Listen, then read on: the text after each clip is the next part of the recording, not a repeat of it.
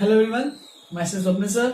और इस वीडियो में डिस्कस करने वाले हैं क्लास 12 का मैथमेटिक्स। और इसका चैप्टर का नाम है, आज अपन स्टार्ट करने वाले हैं ट्रिग्नोमेट्रिक फंक्शंस।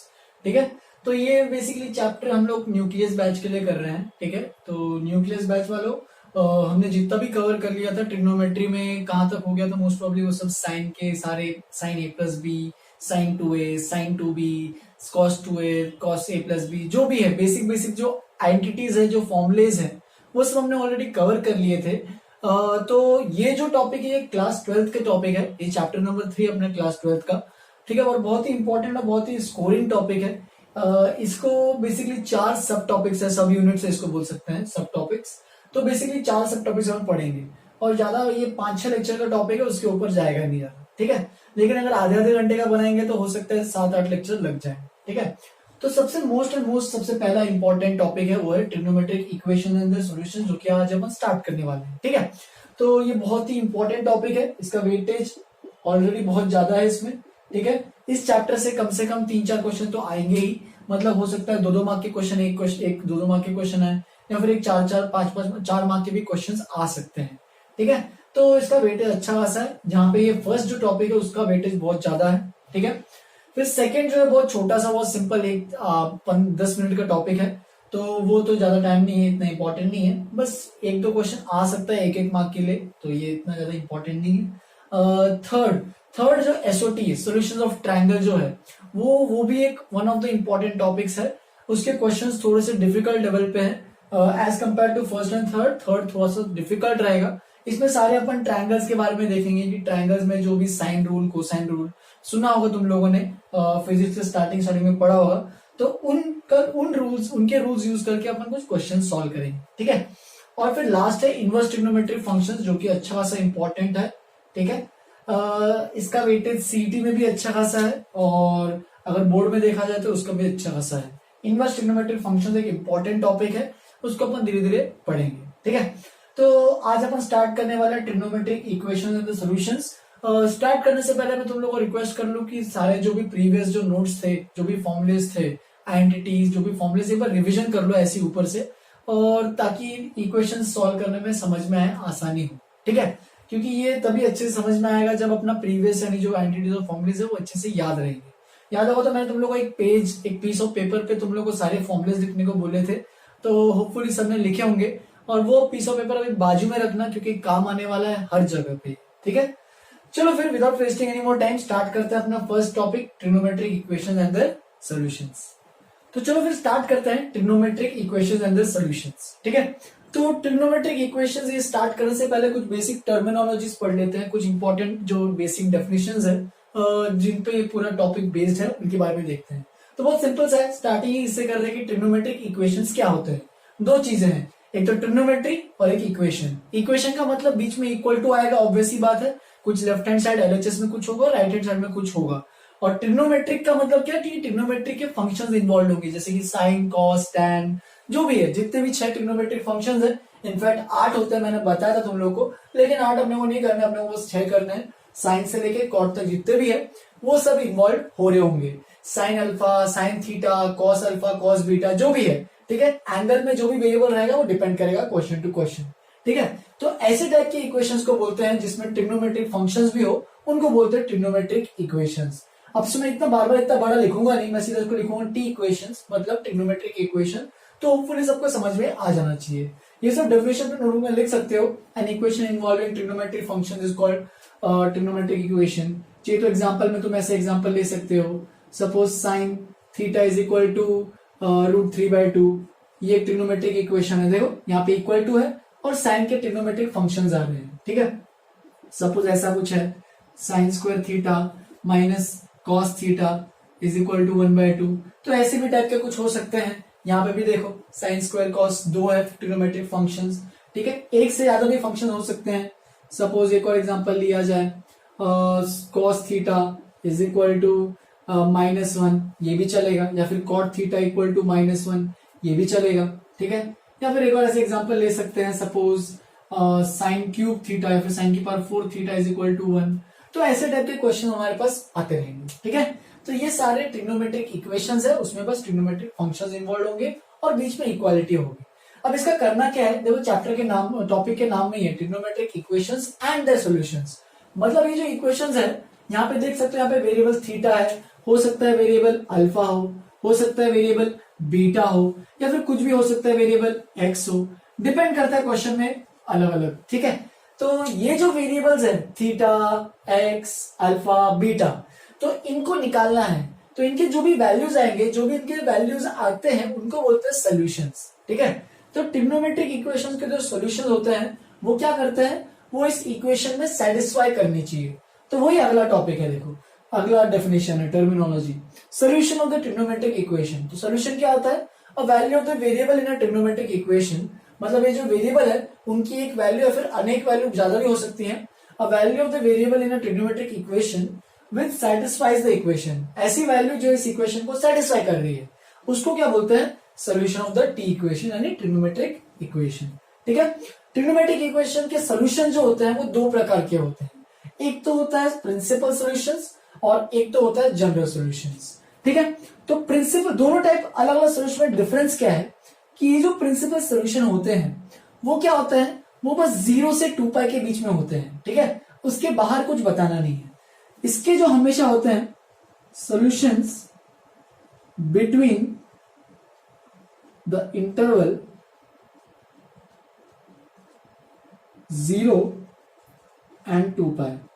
मतलब ऐसे बोल सकते हो, अल्फा की वैल्यू, सपोज अल्फा अगर वेरिएबल है तो अल्फा की वैल्यू 0 से 2 पाई के बीच में आनी चाहिए, या फिर ऐसे भी लिख सकते हो 0 से 2 पाई में जितने भी आंसर्स आ रहे हैं वो मार्क करने हैं, उनको बोलेंगे प्रिंसिपल सॉल्यूशंस। ठीक है, जैसे कि अगर सपोज सोचा जाए कि साइन थीटा इक्वल टू चलो हाफ है, ठीक है, या फिर साइन थीटा, चलो एक सिंपल लेते हैं, साइन थीटा इक्वल टू 0 है, तो साइन थीटा इक्वल टू 0, तो थीटा की कौन कौन सी वैल्यू सेटिस्फाई कर रही है, उसने बोला find the principal solutions of sine theta equal to 0। तो थीटा की पता है साइन 0 0 होता है, साइन पाई भी 0 होता है, साइन 2 पाई भी 0 होता है, 3 पाई 4 पाई सारे मल्टीपल्स ऑफ पाई 0 होता है। लेकिन अगर उसने बोला प्रिंसिपल सॉल्यूशन चाहिए तो मुझे बस 0 से 2 पाई के बीच में चाहिए। ध्यान देना यहाँ पे जो 0 पे मैंने यहाँ पे क्लोज किया है, क्लोज का मतलब 0 को इंक्लूड करेंगे, याद होगा मैंने बताया था सब, और ओपन का मतलब 2 पाई पे एक्सक्लूड करेंगे कि 2 पाई को इंक्लूड नहीं करना है। 0 से मतलब 2 पाई का मतलब 360, तो 0 और 360 के बीच में सारे सॉल्यूशंस को मार्क करना है। ठीक है, तो अल्फा शुड बी बिटवीन 0 से 2 पाई, वो जो भी आ रहा है वो सब प्रिंसिपल सॉल्यूशन होंगे। जैसे कि अगर इसका निकालना है, यहाँ पे वेरिएबल थीटा है, अल्फा नहीं है, तो थीटा की वैल्यू क्या क्या आएगी, एक तो 0 आएगी, 0 को इंक्लूड करना है देख लो, और फिर कौन सा आएगा, और कौन से पे साइन 0 रहता है तो पाई पे रहता है, तो प्रिंसिपल सॉल्यूशन आएंगे इसके साइन थीटा और थीटा इज इक्वल टू 0 पाई, दो ही आंसर आएंगे। ठीक है, अब जो जनरल सॉल्यूशन की बात करते हैं, ठीक है, जैसे कि ट्रिग्नोमेट्रिक फंक्शन जो होते हैं वो क्या होते हैं, रिपीटेटिव होते हैं, वो पीरियोडिक होते हैं, मतलब वापस से रिपीट करते हैं। जैसे कि अगर साइन 30, साइन 30 कितना है 1/2, तो साइन 30 अगर 1/2 है, क्या वापस से 1/2 नहीं आने वाला है क्या, 1/2 तो आने वाला है। याद हो तो साइन का ग्राफ भी ऐसे साइनसोइडल वेव की तरह चलता रहता है कि हाफ जो वैल्यू वो रिपीटेडली आती जाएगी, राइट। तो इसीलिए क्या होता है कि ट्रिग्नोमेट्रिक इक्वेशन को जब अपन सॉल्व करते हैं तो हो सकता है कि इनफाइनाइट आंसर हो क्या सकता है, आने भी चाहिए। क्यों, क्योंकि देखो एग्जांपल ही देख लो, साइन थीटा इक्वल टू 0 है, थीटा की वैल्यू 0 पाई 2 पाई 3 पाई 4 पाई 5 पाई 6 पाई 7 पाई से इनफाइनाइट मल्टीपल्स ऑफ पाई से कितने भी मल्टीपल्स ऑफ पाई आ सकते हैं। तो इसीलिए जब ट्रिग्नोमेट्रिक इक्वेशंस के इनफाइनाइट सॉल्यूशंस हैं, हमने प्रिंसिपल सॉल्यूशन जो दिया वो बस क्या बोला, वो बस बोला कि 0 से 2 पाई, लेकिन क्या 0 से 2 पाई में उसके सारे सॉल्यूशंस आ गए क्या, नहीं। तो इसीलिए हमने एक नया इंट्रोड्यूस किया, वो जो कि है जनरल सॉल्यूशंस। उसमें क्या है, उसमें पूरे के पूरे जो सॉल्यूशंस है वो सब इंक्लूड हो जाते हैं, बेसिकली जनरलाइज करते हैं हम उसके लिए फॉर्मूला। सपोज इसके लिए एग्जांपल देखते हैं, अगर साइन थीटा इक्वल टू 0 है तो सोच सकते हो 0 पाई 2 पाई सब वैल्यूज आ रहे थे, तो थीटा को क्या लिख सकते हो n pi, where n is an integer, n belongs to, इसका मतलब सबको आ जाना चाहिए n पाई का मतलब n यहाँ पे क्या है इंटीजर, n बिलोंग्स टू, ये इंटीजर का सबसेट है, मतलब सेट बोलते हैं उसको, इंटीजर सेट। ठीक है, तो n पाई का मतलब क्या है कि n की वैल्यू कुछ भी इंटीजर पुट करो, -100 पाई पुट करो, -20 पाई पुट करो, -19 पाई पुट करो, 0 पुट कर लो, n की जगह 0 भी इंटीजर है, 1 पाई, 5 पाई, 100 पाई। तो ये सारे के सारे अगर मैंने इतना सा अगर आंसर लिखा तो ये जो सारे के सारे जितने भी सोल्यूशन आ रहे हैं इनफाइनाइट सॉल्यूशंस, वो सारे इसको रिप्रेजेंट करेंगे। तो ये जो जनरल सॉल्यूशन है इसी को बोलते हैं जनरल सॉल्यूशन। जनरल सॉल्यूशन में क्या होता है, यूजुअली एन से रिप्रेजेंट होता है, फिर डिपेंड करता है एन क्वेश्चन के अंदर कौन सा है। यहाँ पे एक इंटीजर जो यहाँ पे एन इंटीजर जो लिया है उसके टर्म्स में कुछ आंसर आएगा, एन के टर्म में आंसर आएगा। और ये क्या हेल्प करता है कि ये सारे सॉल्यूशंस को एक साथ रिप्रेजेंट करता है। इसमें देख सकते हो अगर मैंने इतना सा लिखा है तो ये समझ जाओगे कि इसमें इनफाइनाइट सॉल्यूशंस है, तो सारे के सारे सॉल्यूशन इसी में इंक्लूड हो जाते हैं और उनको बोलते हैं जनरल सॉल्यूशंस। ठीक है, तो solutions obtained using the periodicity. Periodicity का मतलब क्या होता है कि जैसे कि अपना जो साइन कॉस ये सब ट्रिग्नोमेट्रिक फंक्शंस होते हैं वो सब क्या होता है, पीरियोडिक होता है कि बार बार रिपीट करते हैं, तो इसी वजह से उसको बोलते हैं पीरियोडिसिटी, मतलब पीरियोडिकली रिपीट कर रहे हैं ऐसा। Solution obtained using the periodicity of the trigonometric functions, ऐसे लिख दो, trigonometric functions are known as general solutions. ठीक है, इसका चाहिए तो एग्जांपल यहाँ पे लिख सकते हो, इसके नीचे ये वाला एग्जांपल लिख देना, sine theta equal to 0, theta equal to 0 और 2 पाई, ये एग्जांपल लिख देना, एक प्रिंसिपल सॉल्यूशन है पीएस। ठीक है, और ये जो है इसका जनरल सॉल्यूशन है, theta equal to n pi where n is an integer. ये भी लिखना मत भूलना, ये भी इंपॉर्टेंट होता है, इसके भी मार्क्स कटेंगे अगर एग्जाम में नहीं लिखा तो। ठीक है, इसको ऐसे भी लिख सकते हो, these are generally expressed in terms of n। ठीक है, तो n के टर्म्स में अपन इसको जनरली एक्सप्रेस करते हैं। हो सकता है n पाई हो सकता है n पाई बाय 2 हो सकता है 2n प्लस 1 पाई हो, डिपेंड करता है क्वेश्चन टू क्वेश्चन, अलग अलग ट्रिग्नोमेट्रिक इक्वेशंस के अलग अलग सॉल्यूशंस निकलेंगे। तो दोनों इसके नीचे एग्जांपल भी लिख लो, मैंने यहाँ पे जगह नहीं इसलिए लिखा नहीं है, तुम लोगों को लिखना है, इसके नीचे एग्जांपल लिख दो, sine theta equal to 0, theta equal to 0 pi principal solution है, और साइन थीटा इक्वल टू 0 इसके नीचे एग्जांपल लिखो, sine theta equal to 0, theta equal to n pi where n belongs to integer, वो उसका क्या है, जनरल सॉल्यूशन। तो इतना लिखो पहले अच्छे से, फिर आगे और भी अलग अलग प्रकार के क्वेश्चंस करेंगे, पहले इतना अच्छे से लिखो।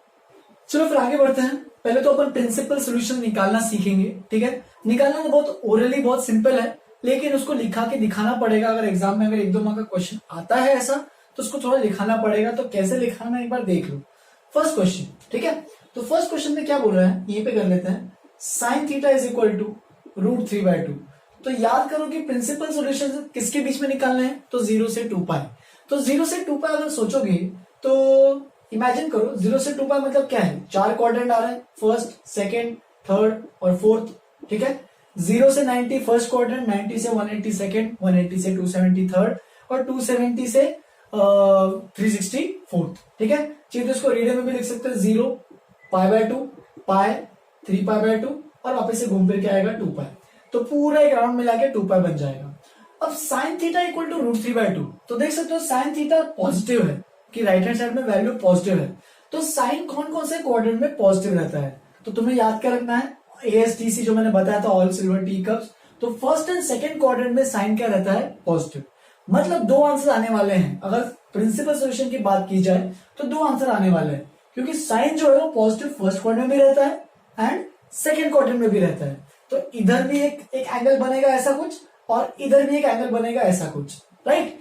तो उसका दिमाग लगाना है, उसका यूज करना है। ठीक है, तो देखो कैसे यूज करोगे। सबसे पहले पहला वाला फर्स्ट क्वाड्रेंट में तो निकालना बहुत सिंपल होता है, sine theta is equal to, मुझे बताओ साइन साइन की वैल्यू √3/2 कब होती है, तो साइन की वैल्यू 60 डिग्री यानी पाई/3 पे √3/2 होती है। तो सबसे पहले इधर के बाद ऐसा स्टेप दिखना चाहिए, implies sine theta equal to sine pi.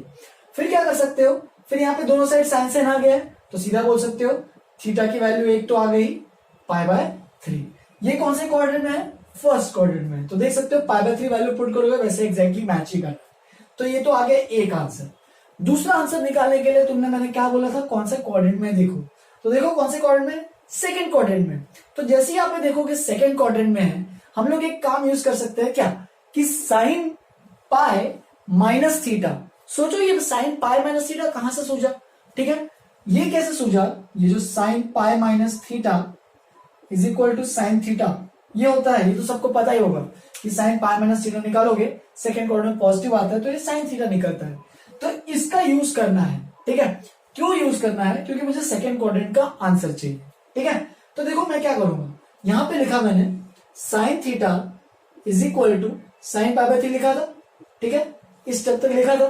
फिर इसके बाद मैं क्या चेंज करूंगा कि साइन थीटा को ये भी लिख सकता हूं कि sign pi minus pi by 3।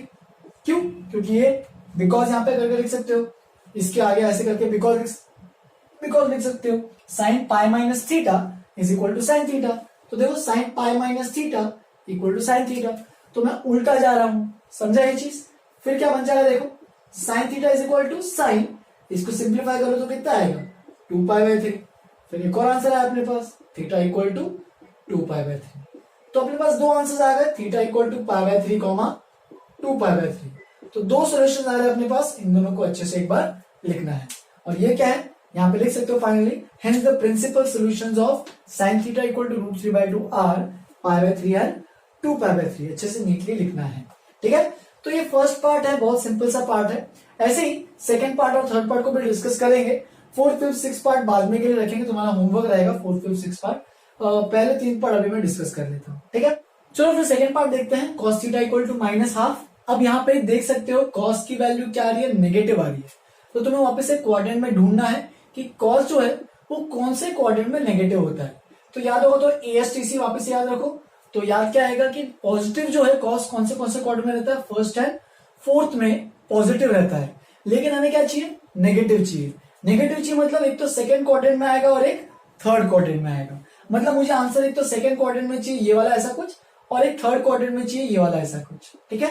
तो दो आंसर्स चाहिए वापस से, क्योंकि दो अलग अलग क्वाड्रेंट में आंसर्स आ रहे हैं, तो दो आंसर्स चाहिए, क्योंकि 0 से 2 पाई प्रिंसिपल सॉल्यूशंस की बात कर रहा है, ठीक है। तो देखते हैं क्या क्या मिलेगा। सपोज सॉल्व करने स्टार्ट करेंगे तो देख सकते हो यहाँ पे माइनस को वैसे ही छोड़ो अभी के लिए, ठीक है। जो भी पॉजिटिव वैल्यू यानी इतनी सी जो वैल्यू है वो सोचो कॉस कितना होता है। तो कॉस क्या लिख सकते हो, कॉस कितना होता है, मतलब कॉस हाफ कब होता है, तो कॉस पाई बाय 3 पे ही हाफ रहता है, ये सबको पता ही होना चाहिए, ठीक है। तो कॉस पाई बाय 3 हाफ, और बाहर माइनस को वैसे का वैसे ही रखा। अब ये माइनस को मुझे अंदर भेजना है, तो मैं क्या कर सकता हूं, तो यहाँ पे प्रॉपर्टी यूज कर सकते हैं आप। सीधा तो अपन यहाँ पे कॉस कॉस कैंसिल तो नहीं कर सकते, सीधा नहीं बोल सकते थीटा इक्वल टू -पाई/3। ये पूरा इसके अंदर होना चाहिए था, यहाँ पे माइनस नहीं होता तो मैं सीधा कॉस कॉस को हटा के कैंसिल कर देता। लेकिन यहाँ पे बाहर माइनस है वो अटका हुआ है, उसके वजह से मुझे माइनस को अंदर भेजना है, ठीक है। तो और कौन से क्वाड्रेंट में चाहिए उससे अपने आप आंसर दिखेगा तुम्हें कि देखो यहाँ पे सेकंड क्वाड्रेंट में आंसर चाहिए। तो सेकंड क्वाड्रेंट को कैसे लिखोगे, तो तुम्हें पता होना चाहिए सेकंड क्वाड्रेंट को लिखने के लिए, तो कॉस पाई माइनस थीटा लिखोगे, तो वो क्या बन जाएगा माइनस कॉस थीटा। ये सबको पता होना चाहिए कि कॉस पाई माइनस थीटा, पाई में से थीटा कम किया, सेकंड क्वाड्रेंट में कॉस क्या होता है नेगेटिव, तो minus cos theta. Similarly third quadrant में लिखना है तो कॉस पाई प्लस थीटा, पाई में और थीटा ऐड करो, ठीक है। तो ये क्या बन जाएगा माइनस कॉस थीटा। तो देख सकते हो दोनों माइनस ही होते हैं क्योंकि सेकंड और थर्ड क्वाड्रेंट में आंसर्स हैं। अब इसका तुम्हें यूज करना है इस जगह पे, तो देखो कैसे यूज करोगे। Cos theta is equal to, ये माइनस कॉस थीटा लिख रहा है, उसकी जगह लिख दो cos pi minus theta. Theta क्या है यहाँ पे, थीटा है पाई बाय 3। तो देख सकते हो cos theta is equal to कितना आ रहा है, कॉस 2 पाई बाय 3। हेंस एक आंसर आ गया अपने पास, theta is equal to 2 pi by 3। ये आ गया। सिमिलरली अगला भी निकालोगे, cos theta is equal to, आगे कौन सा देखो माइनस कॉस थीटा दिख रहा है, minus cos theta cos pi plus theta. तो कॉस पाई प्लस थीटा कितना है पाई बाय 3 है।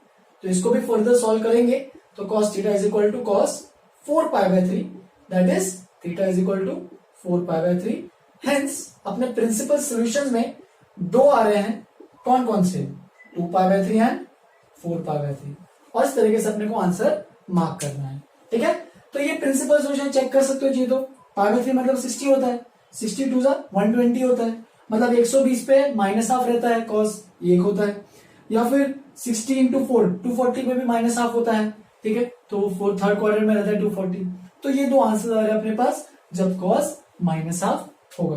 तो ऐसे लास्ट में लिखना ही है हर बार कि principal solutions of cos theta equal to minus half is equal to 2π/3 and 4π/3। Similarly third वाला भी सॉल्व करेंगे, पहले इतना अच्छे से लिखो। फिर नेक्स्ट जो है third part, tan theta equal to -√3। ठीक है, तो ये भी देखोगे कि tan थीटा क्या दिख रहा है यहाँ पे, नेगेटिव दिख रहा है। तो नेगेटिव दिख रहा है, इसका मतलब कौन से क्वाड्रेंट में नेगेटिव रहता है, तो सबको पता होना चाहिए कि फर्स्ट एंड थर्ड क्वाड्रेंट में tan क्या होता है, पॉजिटिव रहता है। ऑल सिल्वर टी कप्स, ये सबको पता होना चाहिए। तो फर्स्ट एंड थर्ड क्वाड्रेंट में पॉजिटिव रहता है, लेकिन पॉजिटिव नहीं चाहिए, मुझे चाहिए नेगेटिव। मतलब एक सेकंड क्वाड्रेंट में आएगा और एक फोर्थ क्वाड्रेंट में आएगा, यानी 0 से 2π के बीच में एक तो एक ये वाला आंसर आएगा एक, और यहाँ पे जो भी वैल्यू आ रही है तो घूम फिर के इतना बड़ा एक आंसर आएगा। तो एक सेकंड क्वाड्रेंट में और एक फोर्थ क्वाड्रेंट, दो आंसर आने वाले हैं। ठीक है, चलो सॉल्व करते हैं। सेम मेथड जो अपन ने प्रीवियसली यूज किया था कॉस के लिए। tan थीटा माइनस को हमने वापिस से बाहर रखा है। ठीक है, अब बताओ tan of what is equal to √3। tan की वैल्यू √3 कब होती है, तो सबको पता होना चाहिए tan 60 degree is equal to √3, तो माइनस tan π/3। अब सीधा तो tan कैंसिल करोगे नहीं, तो तुम्हें यह सोचना है कि इसका tan, इसका माइनस अंदर कैसे भेजोगे। तो इसके लिए तुम्हारे पास एंटिटी याद होनी चाहिए। ये देखोगे तो तुरंत याद हो जाएगा कि मुझे सेकंड और फोर्थ क्वाड्रेंट में आंसर चाहिए। तो सेकंड क्वाड्रेंट में आंसर कैसे आएगा, हमेशा पाई माइनस थीटा से आएगा। अब tan पाई माइनस थीटा करोगे तो हमारे पास आता है माइनस tan थीटा।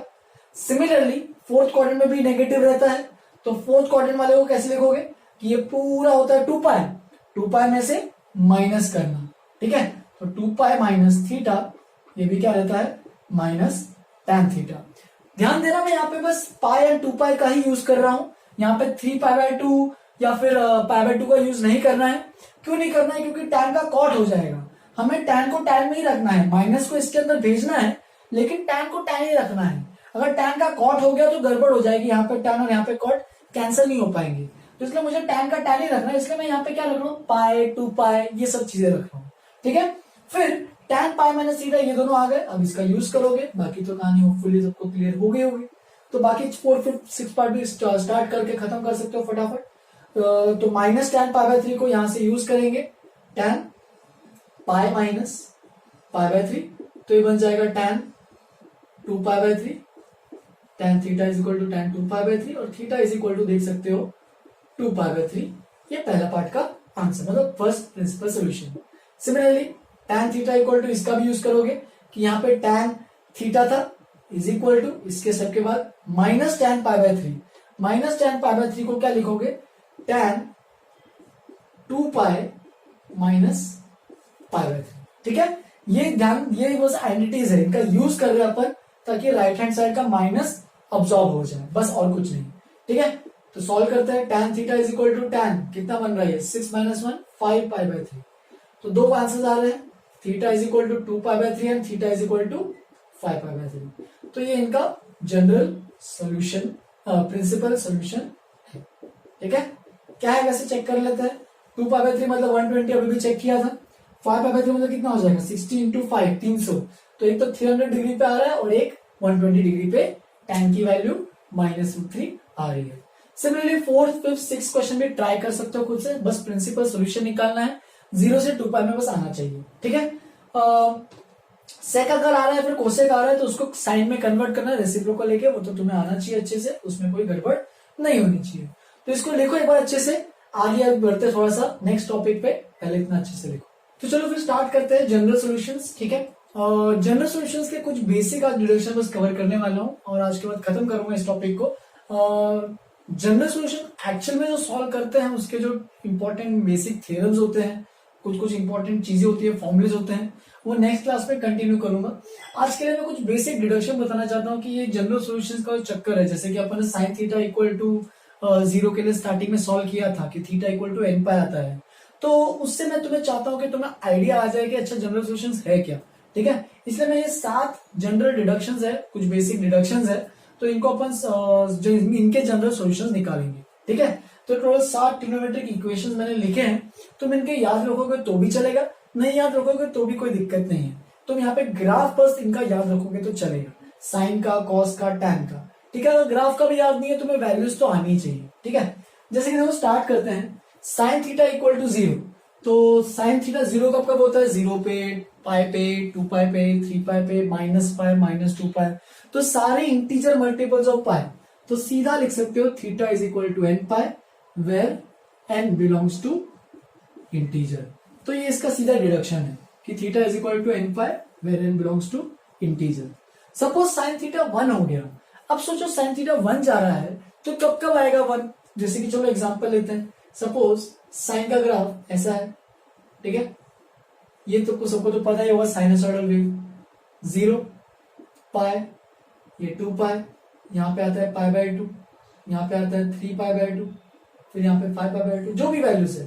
तो देख सकते हो साइन की वैल्यू 1 कब कब आ रही है? साइन 90 पे 1 होता है, वो तो सबको पता ही है। फिर वापस से 1 कब जा रहा है? 5 पाई बाय 2 पे जा रहा है। तो देखो 2 पाई पे और ऐड हो गया, 2 पाई प्लस पाई बाय 2। ये जितना भी लेंथ था 90 था ना, और ये भी और कितना हो जाएगा 90।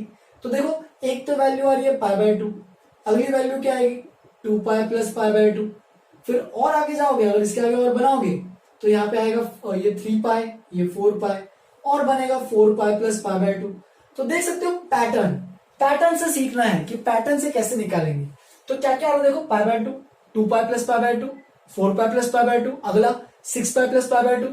तो ये सारी जो चीजें निकालेंगे तो हम लोग इससे जनरल पैटर्न सीख सकते हैं कि क्या हो रहा है कि यहाँ पे 2 पाई 4 पाई प्लस पाई बाय 2 तो सब में हो ही रहा है, बस ये 2 पाई 4 पाई मतलब 2 4 6 सब इवन नंबर्स है, इवन मल्टीपल ऑफ पाई है।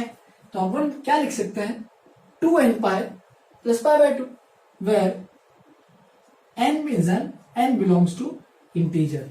तो ये बेसिक डिडक्शन अपन इसका कैसे निकाला? पैटर्न से। जो देख सकते हो n इंटीजर है, n को 0 पुट करते हैं, 0 पुट करेंगे तो क्या आएगा थीटा 90, यानी थीटा 90 सेटिस्फाई कर रहा है। फिर सपोज n की जगह 1 पुट करते हैं, 1 पुट करेंगे तो क्या आएगा 2 पाई प्लस पाई बाय 2, यानी कितना आएगा 5 पाई बाय 2। तो 5 पाई बाय 2 मतलब कितना, देखो यहाँ पे 5 पाई बाय 2 वैल्यू आ रही है 1, है ना। सिमिलरली अगर 2 पुट करोगे, 2 पुट करके देखो तो ये बन जाएगा 4 पाई प्लस पाई बाय 2, यानी कितना बन जाएगा 9 पाई बाय 2, वो भी वैल्यू इक्वल टू 1 आएगी, sine 9 pi by 2 equal to 1 रहेगा। तो इस तरीके से अपन इसका बेसिक डिडक्शन यूजिंग पैटर्न और सॉल्यूशंस निकाल सकते हैं। सपोज अगला देखा जाए साइन थीटा -1 है, तो -1 देखो अभी क्या है कि सिंपल सा है कि यहाँ पे अगर मैं वापस से ग्राफ बनाता हूं, सपोज इधर बनाते हैं अभी, ऐसा कुछ बनाते हैं, तो देख सकते हो -1 तो यहाँ पे नीचे आ रहा है, तो -1 यहाँ पे, फिर यहाँ पे और भी जाता रहेगा। तो एक तो माइनस पाई बाय 2 पे आ रहा है, देख लो, एक तो माइनस पाई बाय 2 पे आ रहा है, क्योंकि पीछे अगर इसका बनाएंगे तो एक माइनस पाई बाय 2 पे आएगा। फिर और -1 कहाँ पे आ रहा है, यहाँ पे आ रहा है, तो वो भी देख सकते हो, वो क्या है 3 पाई बाय 2। तो इनफैक्ट वो है क्या, वो 2 पाई में से पाई बाय 2 कम किया अपन ने, तो 2 पाई माइनस पाई बाय 2, देखो यहाँ तक 2 पाई है, 2 पाई में से ये कम किया तो 3 पाई बाय 2 आएगा ना। 2 पाई में से कितना कम किया, पाई बाय 2 कम किया, तो 2 पाई माइनस पाई बाय 2। और आगे जाएंगे तो ये वैल्यू आएगी, ये क्या रहेगा बताओ, ये 4 पाई है, तो 4 पाई में से और पाई बाय 2 कम किया तो 4 पाई माइनस पाई बाय 2। तो बस ये पैटर्न देखो, सिंपल दिख रहा होगा pattern, theta equal to minus pi by 2 तो आ ही रहा है सब में, देखो माइनस पाई बाय 2, और बस इवन मल्टीपल ऑफ पाई, यानी 2n pi minus pi by 2 where n belongs to integer. तो इस तरीके से अपने पास पैटर्न निकाल के आंसर भी चेक कर सकते हो। अब देखते हैं कॉस 0 कब हो रहा है, ठीक है, तो कॉस के लिए भी चेक कर लेते हैं। कॉस का ग्राफ कुछ ऐसे कुछ जाता है, ठीक है। जिनको ग्राफ याद नहीं है एक बार तुम लोग देख सकते हो, क्योंकि देख देख के प्रैक्टिस होगी तुम लोग को ग्राफ्स की, ठीक है। तो ये 0, ये पाई बाय 2, ये 3 पाई बाय 2, ये 5 पाई बाय 2, राइट, ये 2 पाई। तो जो भी वैल्यूज चेक कर सकते हो, ऐसे धीरे धीरे आगे जाओगे तो दिख ही रहा होगा। तो देखो कॉस 0 कब जा रहा है, एक तो दिख ही रहा है 90 पे 0 जा रहा है, ठीक है, पाई बाय 2 पे। फिर अगला कौन सा है 3 पाई बाय 2 पे। फिर अगला कौन सा, देखो ये सब पे 0 हो रहा है ना वैल्यू, इस पे 0 जा रहा है, हेंस क्या क्या दिख रहा है देखो, पाई by 2, 3 pi by 2, 5 pi by 2, आगे 7 पाई बाय 2। इसका मतलब पैटर्न देखो कि थीटा में पाई बाय 2 तो आ ही रहा है, बस 1 3 5 7 ऑड नंबर्स आ रहे हैं। ऑड नंबर का मतलब तुम क्या लिख सकते हो, 2n प्लस 1 लिख दो। 2n का मतलब इवन रहता है, 2n इवन नंबर में प्लस 1 करोगे तो हमेशा क्या आएगा ऑड। तो 2n plus 1 pi by 2 where n belongs to integer. तुम चाहे तो यहाँ पे n की वैल्यू कुछ भी पुट करके चेक कर सकते हो, n की जगह 0 पुट करो, इंटीजर है ना 0, n की जगह 0, तो देख सकते हो कितना आ रहा है पाई बाय 2 आ रहा है, देखो n की जगह 1 तो 3π/2, n की जगह 2 5π/2, 3 7π/2, इस तरीके से सारे मल्टीपल इनफाइनाइट आंसर्स आते जाएंगे। ठीक है, सिमिलर लास्ट के 3 बचे वो भी फटाफट बता देता हूं। cos थीटा 1, तो cos थीटा 1 कब जा रहा है, देखो पहला तो दिख ही रहा है 0 पे जा रहा है कि cos 0 1 होता है। फिर अगला कौन सा है 2π पे 1 होता है ना। फिर अगला कौन सा 4π पे 1 होता है। तो 0 2π 4π 6π 8π यानी सारे इवन मल्टीपल्स ऑफ पाई है। तो सीधा दिख ही रहा आंसर कि अगर इवन मल्टीपल ऑफ पाई है, क्या मैं इसको n पाई लिखूं क्या, नहीं, मैं इसको लिखूंगा 2n पाई, क्योंकि मुझे ये 2n क्या हो जाएगा, उससे इवन नंबर बन जाएगा, where n belongs to integer. देखो n इज इक्वल टू अगर 0 पुट करो तो 0 आएगा, n इक्वल टू 1 पुट करो तो 2π, 2 पुट करो तो 4π, 3 पुट करो तो 6π, इस तरीके से सारे इवन मल्टीपल ऑफ पाई आ जाए। सिमिलरली -1, cos -1 कब जा रहा है, देखो -1, एक तो पाई पे जा रहा है, cos 180 -1 रहता है। ठीक है, फिर पाई के बाद कौन से जा रहा है, देखो वापिस से -1 3π।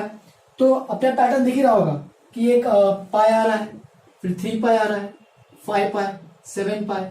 इसका मतलब क्या है, ऑड मल्टीपल ऑफ पाई है, यहाँ पे इवन मल्टीपल था, ऑड मल्टीपल, तो थीटा इक्वल टू क्या लिखोगे 2n + 1 यानी ऑड नंबर हो गया, odd multiple of pi 2n + 1 pi, where वापिस से n belongs to integer. Hopefully सबको समझ में आया होगा कि पैटर्न कैसे ऑब्टेन कर रहे हैं। ये बस अपन ग्राफ और पैटर्न से देख रहे हैं कि कॉस की वैल्यू -1 कब कब जाती है और उससे अपन जनरल सॉल्यूशन निकाल रहे हैं। ठीक है, सिमिलरली थीटा इक्वल टू अभी tan थीटा इक्वल टू 0 है, तो tan थीटा 0 कब कब जाता है, जब साइन 0 जाएगा, जब तब tan 0 जाएगा, तो tan 0 पे जाएगा एक तो, फिर पाई tan 180 भी 0 रहता है, tan 2π भी 0 रहता है, 3π भी 0 होता है, 4π, तो पाई 0π 1π 2π 3π 4π 5π, तो इसी किसकी तरह हो गया same. Hence tan theta equal to 0 कब जाएगा n पाई पे, where n belongs to integer. तो यहाँ पे सारे के सारे जितने भी मल्टीपल्स ऑफ पाई है उस सारे के सारे tan थीटा इक्वल टू 0 जाएंगे। तो ये सारे बेसिक डिडक्शंस है, बेसिक इंपॉर्टेंट डिडक्शंस है, जो तुम्हें याद रखने तो याद रख सकते हो। तुम इसको वो अपना जो फॉर्मूला शीट बनाया है, तो फॉर्मूला शीट में तुम लोग वापस से ये सारी चीजें लिख सकते हो, लेकिन इसको तुम पैटर्न से भी सोचोगे तो अगर तुम्हें एग्जाम में याद नहीं आ रहा है तो ग्राफ बना के पैटर्न से भी निकाल सकते हो। अब अगर इसके आगे की बात अभी नेक्स्ट क्लास में करेंगे, वैसे आइडिया देता हूँ इसके आगे मैं क्या पढ़ाने वाला हूँ। सपोज मैं अभी इसकी बात करूँ, साइन थीटा इक्वल टू -1/2, इसका जनरल सोल्यूशन बताओ। ठीक है, कि साइन थीटा हाफ आ रहा है, तो इसको ऐसे कैसे पैटर्न से कितना कॉम्प्लिकेट हो जाएगा, क्योंकि पहले ग्राफ बनाओ फिर देखो अच्छा हाफ यहाँ पे आ रहा है, तो बहुत कॉम्प्लिकेट हो जाएगा। ये जो 7 मैंने दिए वो बहुत सिंपल थे, क्योंकि वो सब वैल्यूज बहुत सिंपली निकल रही थी और ज्यादा कुछ डिफिकल्टी नहीं हो रही थी पैटर्न निकालने में। लेकिन ऐसे टाइप के क्वेश्चन जब आएंगे तो पैटर्न से काम नहीं चलने वाला है, तो उनके लिए कुछ थ्योरम्स पढ़ने वाले हैं कि साइन थीटा इक्वल टू कुछ रहा तो उसके लिए क्या रहेगा, कॉस थीटा इक्वल टू कुछ रहा तो उसके लिए क्या रहेगा। तो उनके लिए टोटल 6 अलग-अलग, 6 नहीं टोटल 8 है, 8 अलग-अलग थ्योरम्स पढ़ने वाले हैं, जो ज्यादा डिफिकल्ट नहीं है, बहुत सिंपल है। ठीक है, उनका बस अपन थ्योरम्स का यूज करते जाना है, वो सीखेंगे। ठीक है, चलो फिर इतना अभी आज के लिए काफी है। होपफुली सबको ये पार्ट समझ में आया होगा। ठीक है, कोई गड़बड़ नहीं हुई होगी तो ठीक है, यहीं पे खत्म करते हैं। इसको अपने नोट्स में आगे ऐड कर देना। ठीक है, ट्रिग्नोमेट्री के आगे बस यहाँ पे खत्म करते हैं। फिर चलो, have a good day, enjoy. और एक और चीज, एक जाने से पहले एक और चीज, होमवर्क में तुम लोग अपना एनसीईआरटी का स्टेट बोर्ड का एक्सरसाइज शायद 3 है, चैप्टर 3 है, तो चैप्टर 3 का पहला चैप्टर का एक्सरसाइज स्टार्टिंग का 5-6 क्वेश्चन कर सकते हो अटेम्प्ट करना है तो, या फिर पहले बेसिक सॉल्व एग्जांपल्स भी अटेम्प्ट कर सकते हो। ठीक है, तो आज इतना मेजर होमवर्क कुछ नहीं है, जो मैंने थोड़े से क्वेश्चन दिए थे 3-4 उतना करो, और जो मैंने स्टेट बोर्ड की किताब में है उसके स्टार्टिंग के 3-4 क्वेश्चन कर सकते हो ऑन प्रिंसिपल सोल्यूशन। तो जितने भी प्रिंसिपल सोल्यूशन के क्वेश्चन देख रहे हो उसको अटेम्प्ट करके खत्म करो। ठीक है, चलो फिर यहीं पे खत्म करते हैं। ऐसी छोटे छोटे वीडियो बनाते रहूंगा तुम लोग के लिए। ठीक है, ज्यादा बड़े बड़े वीडियोस नहीं बनाऊंगा। यहीं पे खत्म करते हैं। चलो, have a good day, finally enjoy.